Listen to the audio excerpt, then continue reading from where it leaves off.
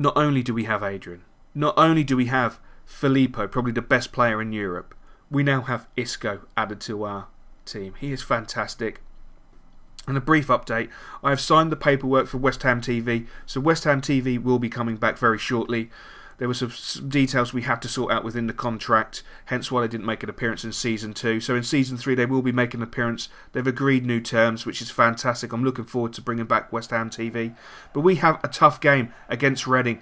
And early doors, Guidetti feeds it into Filippo. Filippo fills it into Guidetti. Guidetti breaks into the box. He shapes the shoot. But what a last-ditch tackle by the Reading defender.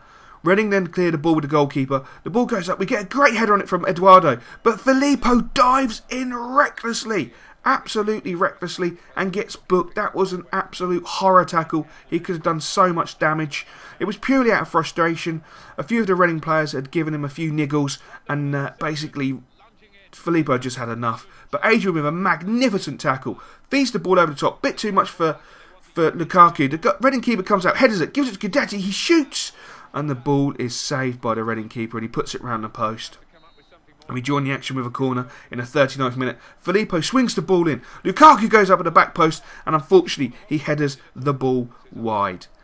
And then Adrian intercepts a ball on the right hand side. Feeds it into Lukaku. Lukaku feeds the ball forward to Guidetti. Guidetti hits it into the top corner. What a goal. What a piece of control. And what a magnificent finish. That was absolutely class. That screams utter class. What a ball from Lukaku. Splitting the Reading defence. Great first touch by Guidetti. Great composure to notch it into the top corner. That was absolutely brilliant. And we strolled off at half-time, winning 1-0. And I have to say, Isco had put in a decent performance. Looking really good. As soon as he settles down, I think we're going to be absolutely phenomenal. It's just going to be a case of how we get all these magnificent players into the team. Because we now have some serious class. Serious class. And look at this. We can afford to take Filippo off, give him a rest, and Lukaku off, and bring on Rodriguez and Benzir. That's how much depth we now currently have, which is absolutely astounding. A dodgy piece of goalkeeper now. I'm not 100% sure why Butland chose to come. I mean, it's not a bad ball in. It's not a bad ball in, but there's nothing on until Butland rushes out. He creates the opportunity for Reading. I'm not sure what's wrong with Butland. He seems to be having a little bit of an off day, making rash decisions like that. And as you can see, again, he makes a rash decision to come. Nothing really happening, but because he rushed out, it created an opportunity, and Reading punishes in the 77th minute, making it 1-1. And the blame has got to firmly go onto the shoulders of Butland. There was no need for him to come. I mean, it's a hopeless ball in. A poor defensive header, I will grant you. But there was no need for Butland to rush out like he did. There was no need. It was on the edge of the 18-yard box. He should be staying back. That really, really is frustrating. And the game finished 1-1. But because it's a cup game, it goes into extra time. An extra time started and we started really brightly. Zaha picks up the ball on the right hand side. He absolutely canes the afterburners, gets into the box, has a shot and it hits the post. The keeper was beaten, all ends up. Unbelievable play by Zaha and really unlucky not to get the goal. But then disaster. Reading in the 104th minute break our defence, slot the ball home to make it 2-1 and we strolled off at half time in extra time losing 2-1. And Reading really did look the stronger side. We start off the second half of extra time brightly. Zaha cracks into the box. And all of a sudden the referee awards a free kick. I'm not 100% sure why. I mean, it was ridiculous. Absolutely ridiculous. And because we were pushing so hard, in the 119th minute, Reading catches on their counter-attack. Klein was slightly caught off guard with the ball over the top. And we are punished yet again. And we're now 3-1 down. And unfortunately, we're out of the Capital One Cup. We lose 3-1 to Reading at home, which is a very, very bitter pill to be taken. Not impressed, not happy. We didn't perform very well, and it was very, very disappointing. And as soon as the game finished, I had to fly out to Austria to hook up with the Belgium national side.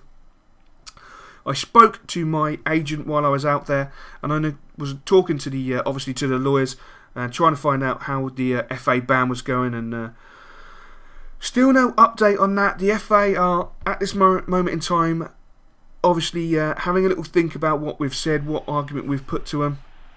But we will find out hopefully in the next episode or this episode what happens.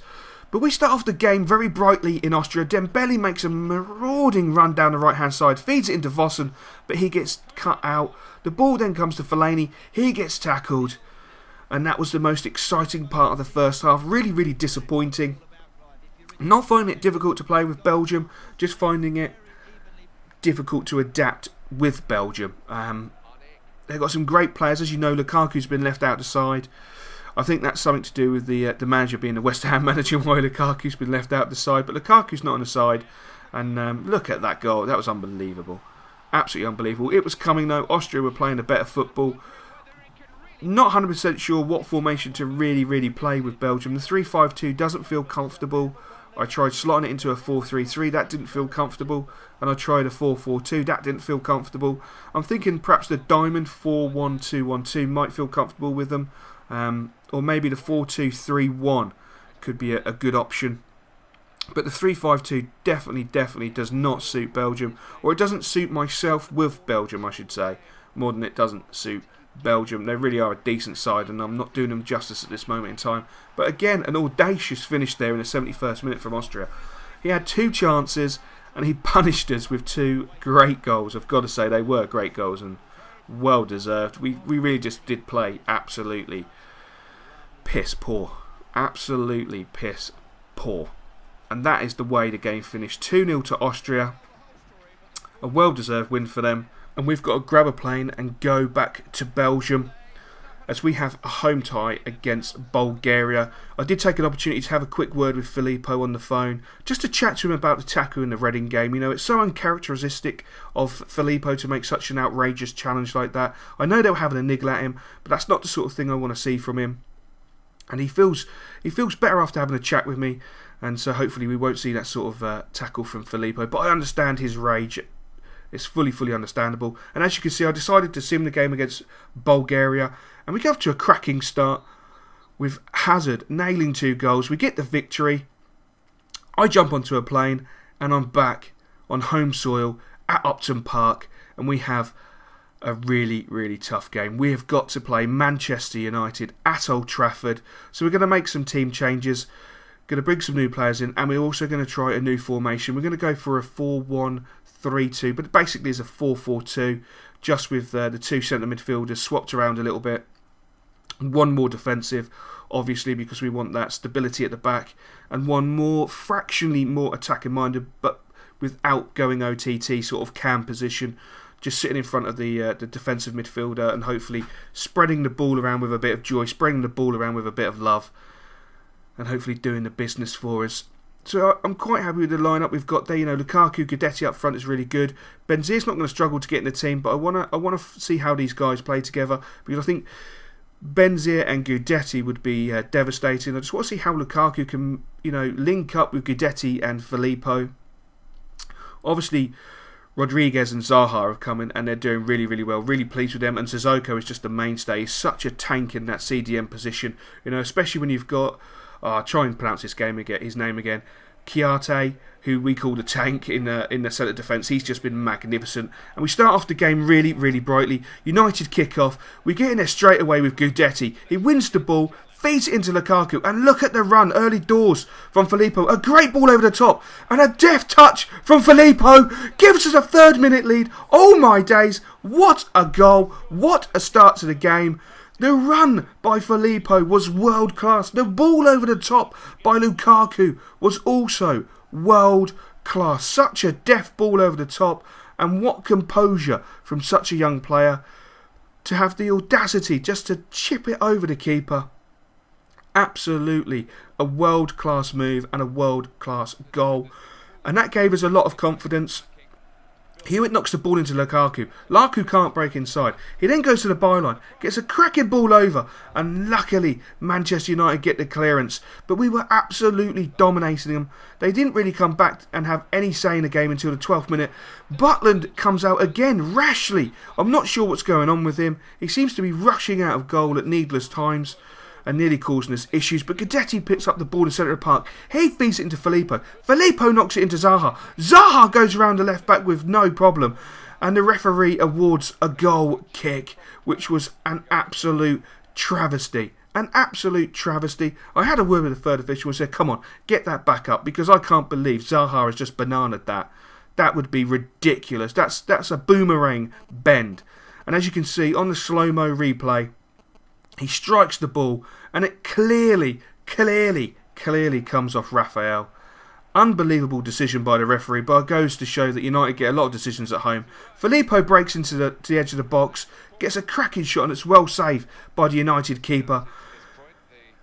But then disaster. Look at this poor marking by Mbaya. The ball's flicked over. A dodgy header in the centre of the 6-yard box, and Tom cleverly manages to slot the ball home in the 40th minute for Manchester United. And I've got to say, really disappointed with that first half, because we were all over United and we were far and above the better team. The second half starts. We pick up the ball with Gudetti. Great player on the ball. Knocks it into Rodriguez. Rodriguez knocks it into Sissoko. Sissoko turns back inside. He gives it to Zaha. Zaha gets the shot off, but unfortunately it was lacking power. That could have been a great position, but it gave us confidence. As the ball fell into Isco. Isco breaks into the box with pace and passion, takes the shot, and another great save by the Manchester United keeper. They are truly hanging on for dear life. Slight cock up there by Hewitt allows United into our box, but never fear, Butland is there to save the day, and the game unfortunately finishes 1-1. How do I feel that puts us from last season? We were the better team, and it's points dropped. Really is points dropped. I hope you've really enjoyed this episode, because in about half an hour there will be a second episode uploaded today for your viewing pleasure before the Christmas special.